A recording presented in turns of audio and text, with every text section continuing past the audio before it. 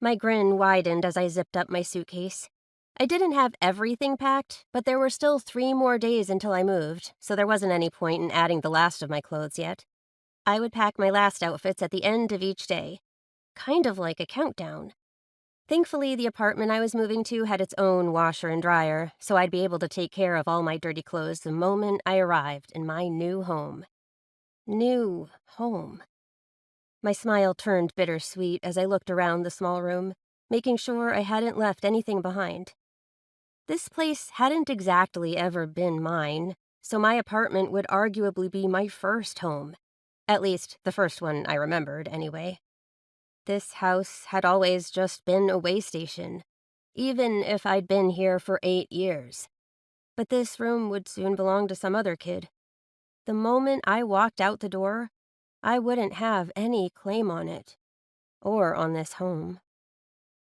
Forcing my smile back until it must have looked cheesy, I patted the suitcase.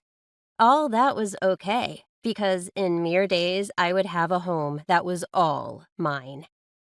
That meant decorating it however I wanted, keeping it as clean or as messy as I wanted, keeping whatever hours I wanted.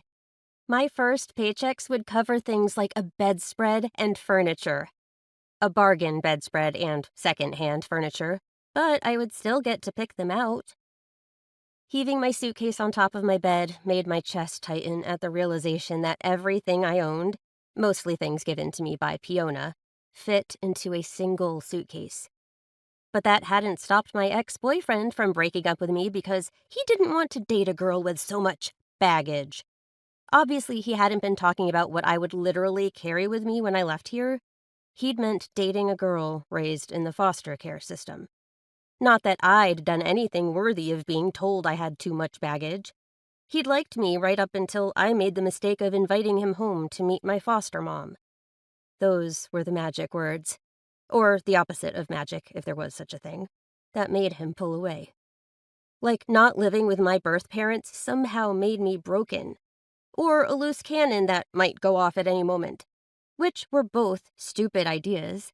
And Fiona was a good person who'd kept me all these years, though I'd asked if I could call her my aunt rather than my foster mom after that. And now half the time when I saw suitcases, duffel bags, or even giant purses, my idiot ex-boyfriend's words ran through my mind. "But that's not your fault," I promised my suitcase, giving it a pat. It was one of the few things I'd bought with my own money from working fast food since I was 14. That and my cell phone, which was only a phone, capable of just calling and texting, because I certainly couldn't afford anything more than that. The rest of my money had mostly gone toward saving for an apartment after I graduated high school. Foster kids didn't have a family support system to fall back on once they reached adulthood, after all. Which is why we are all set to begin our new life together, aren't we?